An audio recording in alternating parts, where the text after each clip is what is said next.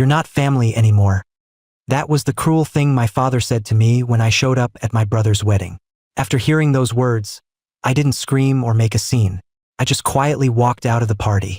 Later, I went to see a lawyer and asked for help to reclaim what was rightfully mine. Do you think I was wrong to take legal action against my father? Follow my story and let me know what you think. Hello everyone, my name is Derek. I'm 34 years old and working as a Los Angeles project manager. Even though I live alone and have no ties left with my father, mother, or brother, I feel happy about it. Every morning, I wake up to complete silence. No arguments, family drama, or unreasonable demands from anyone. And honestly, I love this life. This peace is more valuable than anything else. I used to have a family. We had holidays gathered around the dinner table, shared vacations filled with laughter, and memories that felt like they'd last forever. But all that shattered on a Sunday exactly 1 year ago, the day of my brother Preston's wedding. That day should have been the happiest day for our family. I had looked forward to seeing Preston step into married life with joy. But after my father said those cruel words to me, everything fell apart beyond repair.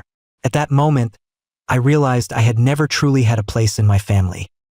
To help you better understand my story, I need to tell you about my family. I was born into a family of 2 sons.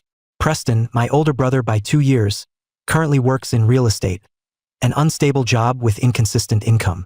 My father, Richard, used to be a plumber. He's now retired and lives off a monthly pension. My mother was a homemaker her entire life, and our family's finances were always solely supported by my father. Since we were kids, Preston had always been the golden child. While I had to work part-time jobs starting at 16 to have some spending money, Preston got everything handed to him by our parents. As we got older, that favoritism only became more obvious. Our parents bailed him out financially repeatedly whenever he ran into trouble at work. And me? I built everything with my own 2 hands. I worked non-stop for 10 years, climbing from an entry-level position to project manager. By the time I turned 30, I had bought my first home. At 32, I rewarded myself with a nearly $60,000 Mercedes-Benz. But instead of being proud or happy for me, my parents barely reacted when I shared my successes. Whenever I told them something good about work or life, I'd catch a strange look in their eyes, a flash of discomfort, just because Preston, their golden boy, hadn't accomplished the same. I never said anything about it, though. I kept it to myself, for the sake of keeping the family peace. I used to think their favoritism had limits. It was just small things like them cooking meals for Preston or slipping him a few $100s when he was short on cash. I truly believed that was as far as it would go. But they didn't stop there. Their favoritism became so blind it crossed the line into the unthinkable. They asked me to hand over my assets to my brother. That happened just 2 weeks before Preston's wedding. And that was when I realized I'd been wrong all these years to believe that even if my parents loved Preston more, there were still boundaries they wouldn't cross. That morning, I was having coffee at the office when I got a call from Preston.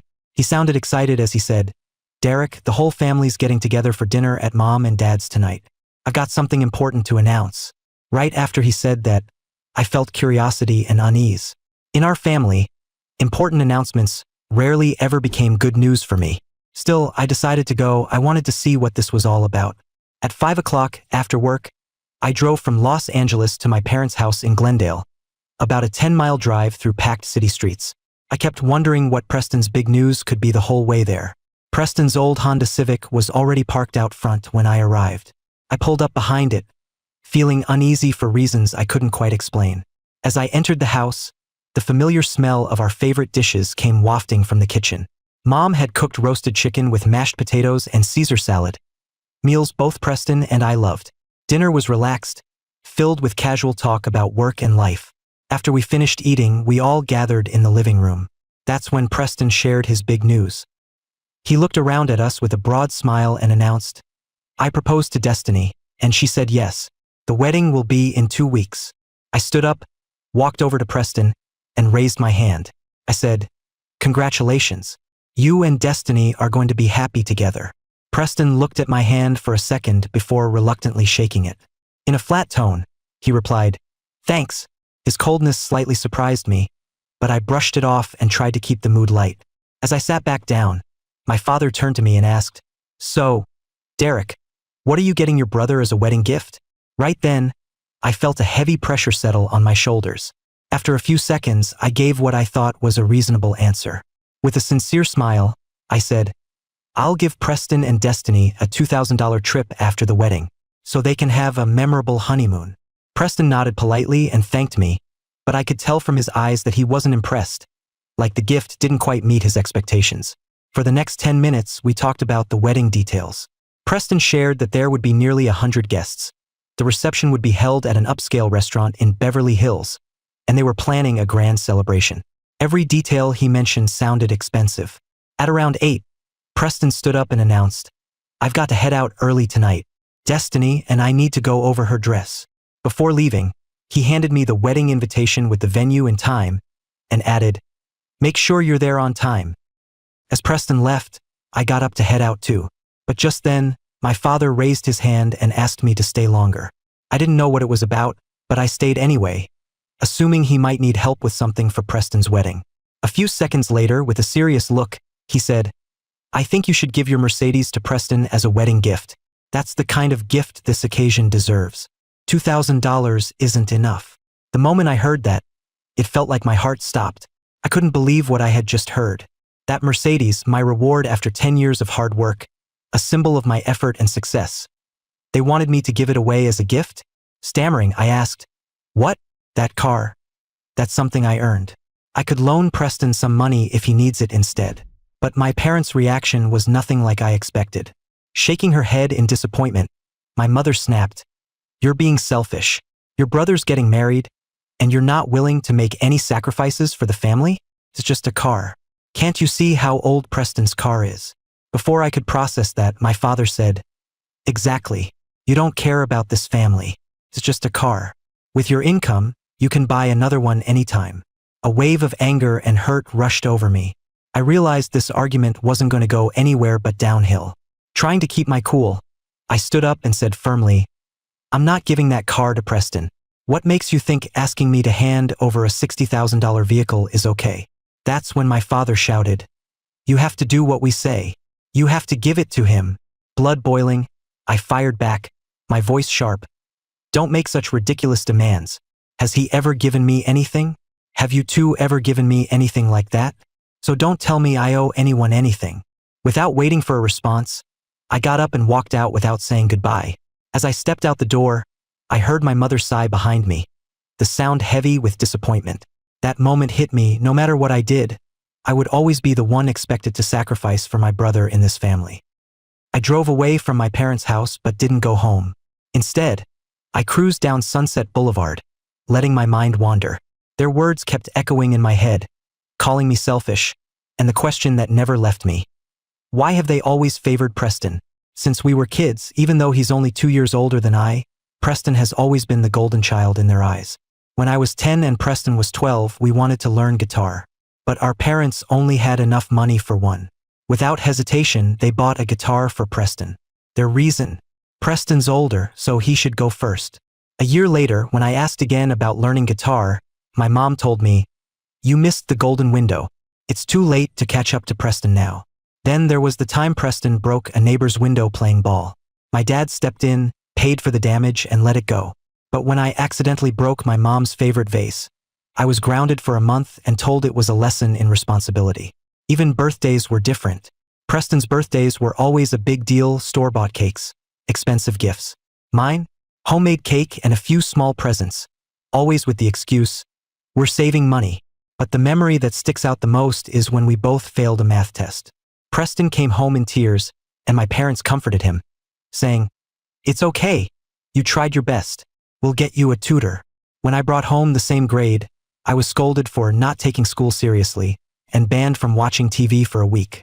No comfort, just disappointment and a demand that I be more responsible. As we grew older and entered the workforce, the favoritism didn't just continue, it became blatant. When Preston started working in real estate and struggled financially, my parents loaned him $5,000 to get on his feet. No interest, no deadline. But when I asked to borrow $3,000 to buy a car for work, an actual career investment, my dad grilled me. "What's your repayment plan? When will you pay it back? What's the monthly interest?" I ended up taking out a bank loan.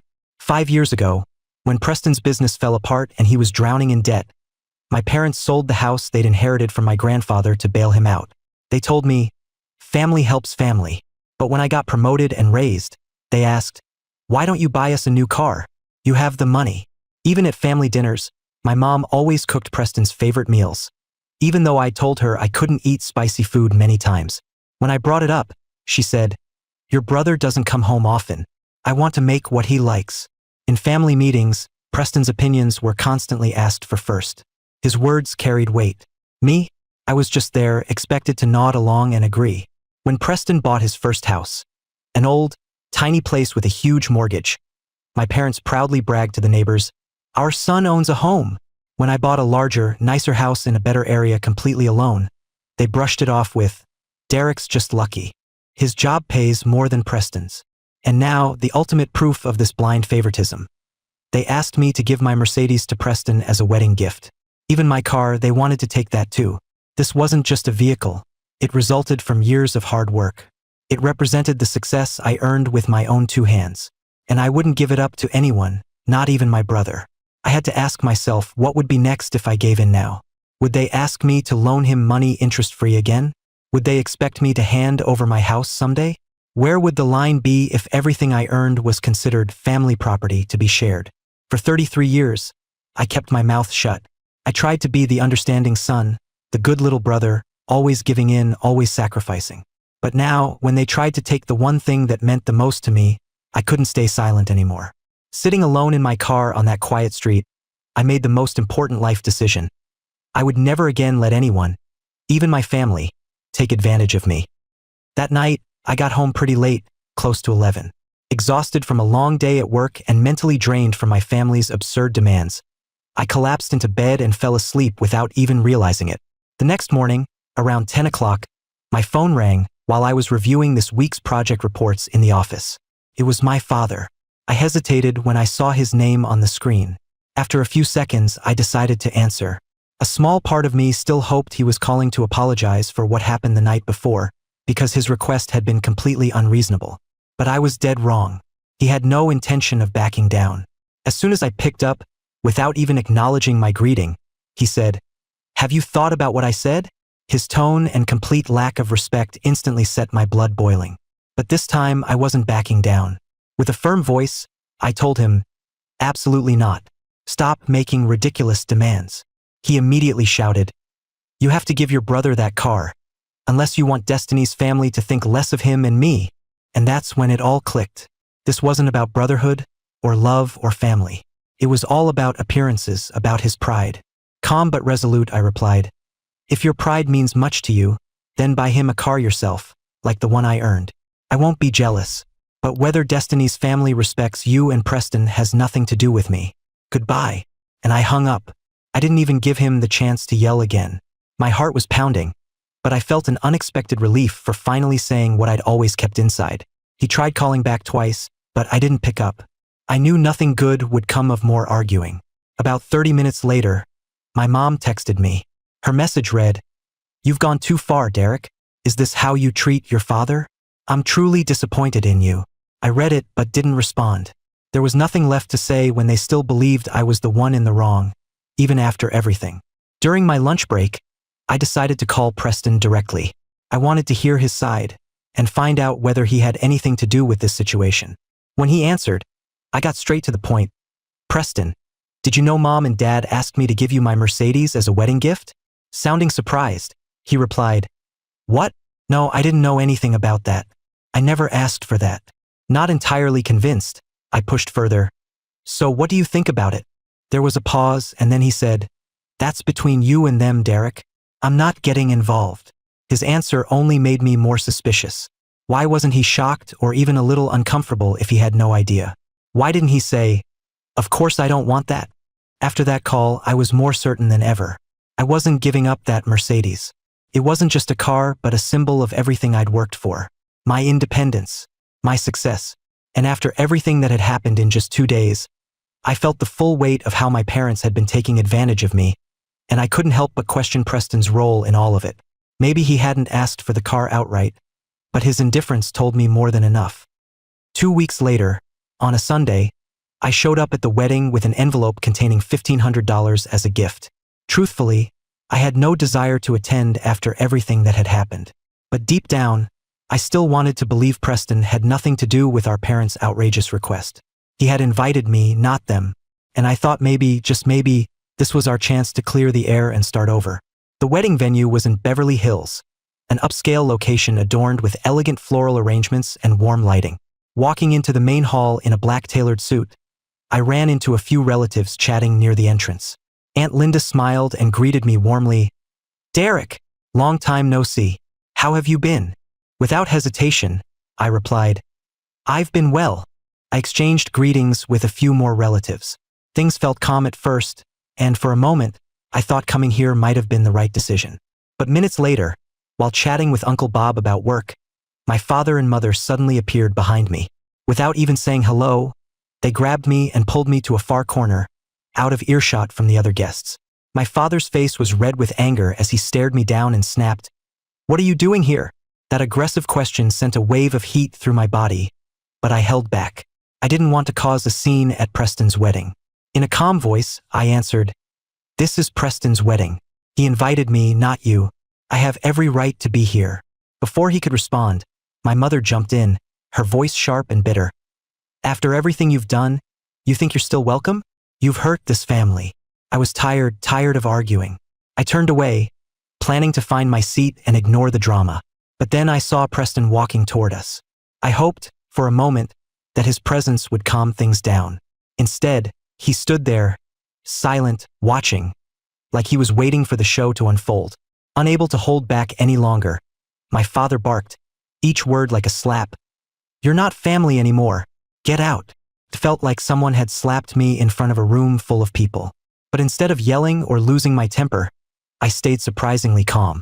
In a steady voice, I said, "All right, if that's how you feel, I'll leave. But you'd better pay back the $50,000 you borrowed from me." My father exploded. "What money? I don't owe you anything. Get out." I didn't flinch. I looked him in the eye and said, "My lawyer will handle it from here." Preston was standing right there, hearing every word. This was the moment I needed to see where he truly stood. Looking him dead in the eyes, I asked, "What do you think about your dad kicking me out of your wedding?" I still hoped he'd step in and say something like, "This is my wedding. I want my brother here." Hope that he'd show even a shred of brotherhood. But once again, he let me down. With a cold look, Preston replied, "This is between you and Dad. I'm not getting involved." That was it. That was the moment I finally saw my place in this family. My parents didn't just reject me. My brother abandoned me. The identical brother I once believed would have my back. Because it was his special day, I didn't want to make a bigger scene. I walked away in silence, past the guests who now stared at me with curiosity, keeping my posture straight, not letting my emotions show. But what hurt the most wasn't being kicked out in front of everyone. It was Preston's complete indifference. His silence while his brother was being forced out of his wedding. He didn't stop me. He didn't defend me. He didn't even look sorry. And that was when I knew, without any doubt, that he had been involved all along in the request for the car. After leaving the wedding, I didn't head home. Instead, I drove straight to Attorney Mallory's office. The $50,000 I brought to my father earlier wasn't some made-up number. It was real, the amount he borrowed from me back in 2021. At the time, he was still paying interest on a $50,000 mortgage and had just lost his job. With high monthly interest payments weighing him down, he came to me with a desperate look in his eyes. He said, "I'm in a tough spot financially. I must borrow $50,000 to pay the mortgage and cut the bank interest. I promise I'll pay you back in 2 years." I didn't hesitate. He was my father, and back then, $50,000 wasn't an overwhelming amount given my income. 3 days later, after the money was wired to his account, he even texted me, "Thank you, son. I promise I'll pay you back in 2 years."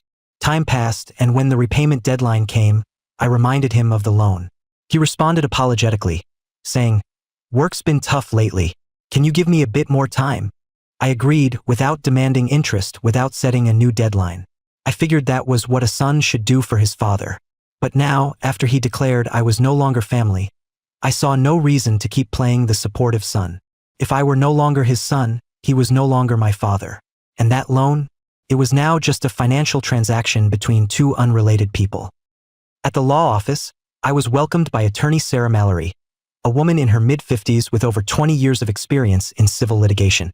Sitting across her at a large wooden desk, I laid out everything from start to finish. I told her about the $50,000 my father had borrowed, his promise to repay it within 2 years, and how he later refused to return the money after declaring I was no longer part of the family. When I handed over the evidence, she scrutinized every detail. First was the text from my father that read, "Thank you, son. I promise I'll pay you back in 2 years." Then I showed her the bank statements confirming that the $50,000 had been transferred from my account directly to his mortgage account at the bank. After reviewing the documents, she nodded and said, "You have solid legal grounds to file a lawsuit. This message and the transaction record clearly show it was a loan, not a gift." I nodded in agreement. She explained the process. First, her office would send a formal demand letter requiring repayment within 30 days. They would proceed with a civil lawsuit if he refused or failed to respond. With a serious tone, Attorney Mallory looked at me and said, "You need to understand, suing your father may come with emotional consequences. Are you sure you want to go through with this?" I looked her straight in the eye and answered without hesitation. "He already said I'm no longer family, so I'll treat him like any stranger who owes me money."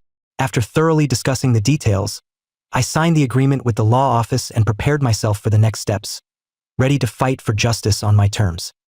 3 days later, on Wednesday morning, I received an email from Attorney Mallory confirming that the demand notice had been delivered to my father.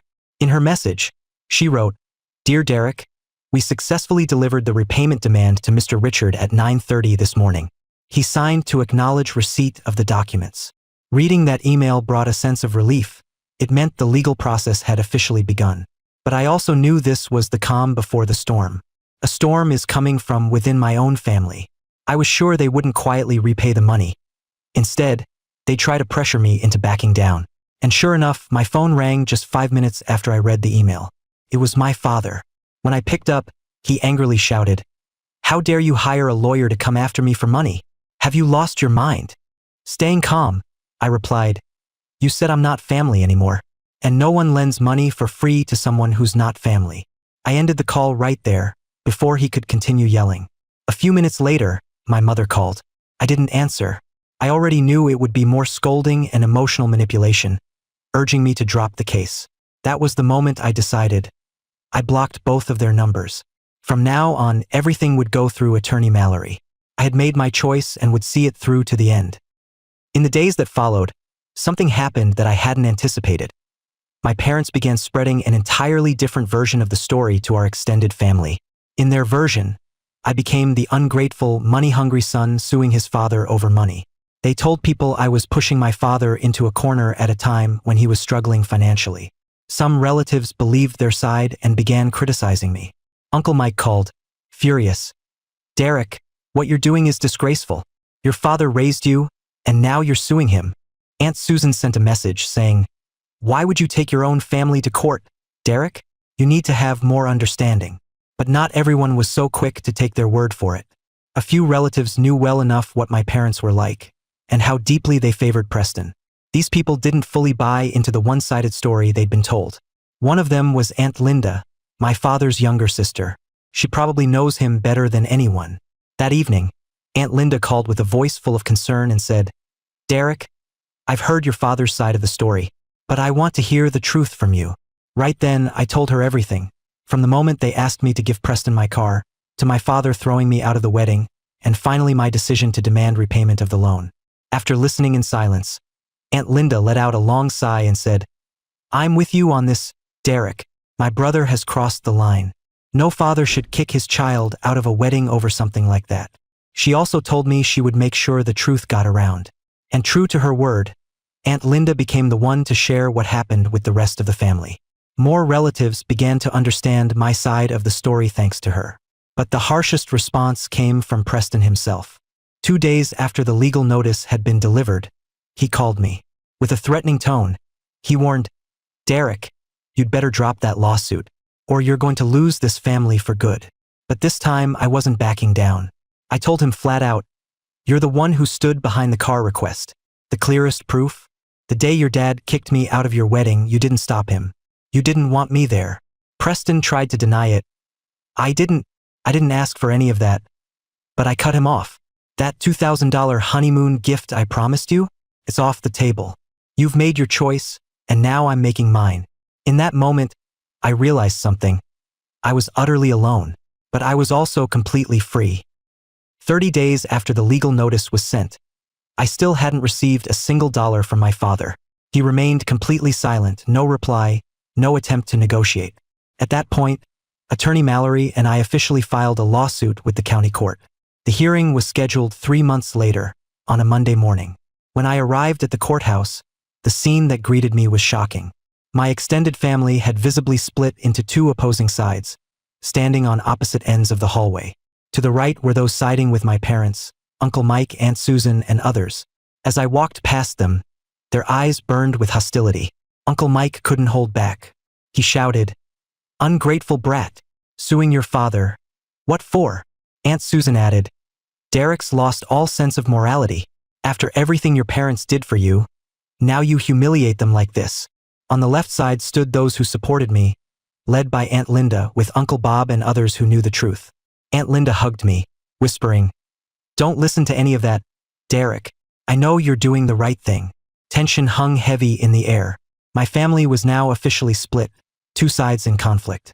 When the session began, Judge Morrison, a man in his 60s with decades of experience, took his place at the bench. My father sat at the defendant's table with his lawyer, while I sat with Attorney Mallory. When the judge asked my father why he refused to repay the loan, he declared loudly and firmly, "He has no right to sue me or demand money. I'm his father. I gave him life. That money was a gift, not a loan." His words boiled my blood, but Mallory was ready for this moment. She stood and addressed the judge. "Your Honor, my client would like to recall the words his father said to him at his brother's wedding. 'You're not family anymore.'" Then she presented the evidence. The text message from my father that read, "Thank you, son. I promise I'll pay you back in 2 years," and the bank statement showing a $50,000 transfer from my account into his mortgage account in 2021. Judge Morrison reviewed everything carefully. After an hour of deliberation, he delivered the ruling. The court finds this was a legitimate loan with clear evidence. The defendant must pay the plaintiff $65,500, including the original $50,000 and interest as per state regulations. Additionally, the defendant must cover $3,000 in legal fees and attorney costs. As the judge read the decision, I saw my father's face turn red with rage. He glared at me like I was his worst enemy. Preston sat silently, completely detached, not uttering a single word. It was clear he wanted no part in the mess. As I was preparing to leave the courtroom, my mother walked up to me, bitterness in her voice. "You're cruel." This time, I didn't stay silent. Looking straight into her eyes, I said, "I'm not as cruel as you. You gave birth to me and still stood by while he said I was no longer family. So tell me, who's cruel?" She was speechless. Her mouth opened as if to reply, but no words came out. She just stared at me with pain in her eyes, then turned and walked away. Outside the courthouse, Aunt Linda and the others who supported me gathered to congratulate me. But I didn't feel victorious. I didn't feel joy. I felt empty, like I had just lost something precious, something I could never return. 20 days after the trial, on a quiet Tuesday morning, I received a notification. The $65,500 had been transferred into my account. No message, call, or word was attached. Just a cold, impersonal transaction, like a payment between two strangers. Staring at the new balance in my account, I didn't feel joy or triumph. What I felt was a strange, heavy emptiness. I had every right to reclaim this money, but the cost had been far greater than I imagined. The price was for an entire family. Rather than letting the money sit there, I used it for something meaningful. Along with my savings, I invested in a second property in Pasadena, a rental home that would generate steady passive income. It was a smart move for the future, a small piece of stability after so much emotional turbulence. Since the trial, my life has completely changed. I no longer spoke to my parents or my brother, Preston. I also avoided contact with relatives who had openly condemned me, like Uncle Mike and Aunt Susan. Anyone who chooses to believe my parents' events without seeking the truth, I treated them as if they no longer existed in my life. Instead, I stayed close to those who stood by me during my darkest moments. People like Aunt Linda, Uncle Bob, and a few other relatives who had the clarity to distinguish right from wrong and didn't let unquestioning loyalty cloud their judgment. At later family gatherings, the divide became painfully apparent. Our extended family had been split, like a deep wound that never quite healed. That past Christmas, I spent the holiday at Aunt Linda's house, surrounded by the people who truly loved and supported me. My parents and Preston weren't there. The dinner table was still warm, still filled with laughter, but there were conspicuous absences. Empty chairs that once had meaning. After dinner, we all gathered in the living room, Christmas lights twinkling in the background. As we sat together, I couldn't help but wonder aloud, do any of you blame me for how the family's been divided? The room fell silent for a moment, and then laughter erupted. Aunt Linda was the first to respond. What are you talking about? This is the real family. Uncle Bob nodded in agreement. Derek, we don't need people who can't tell right from wrong. You did what you had to do. Aunt Mary, his wife, added, a real family doesn't throw their child out of a car. You didn't do anything wrong. Their words comforted me, because despite everything I'd lost, I still had people who loved me, people who stood on the side of fairness, not blind tradition. They didn't judge me by toxic ideas of family loyalty, but by values of respect and justice. Sitting in that warm room, I finally realized I hadn't lost my family. I had removed the harmful parts and kept the ones truly worth keeping. With Father's Day just a few days away, I think about my family, not the drama or the conflicts, but the good memories from when we truly felt like a family. After hearing my story, some friends suggested I send my father a small gift for the occasion. They thought maybe it could be a step toward mending the relationship, a way to heal the wounds of the past. But when they brought it up, I replied calmly, love, if it has to be begged for, isn't the love I want. They're the ones who said I was no longer family. They must make the first move if there's to be any reconciliation. When I said that, they just shook their heads in disappointment. One friend said, Derek, you're being too stubborn. Sometimes you've got to be the one to bend. Another added, they're still your parents. You should be the one to reach out. I didn't argue. I didn't explain. I just stood up, thanked them for caring, and left.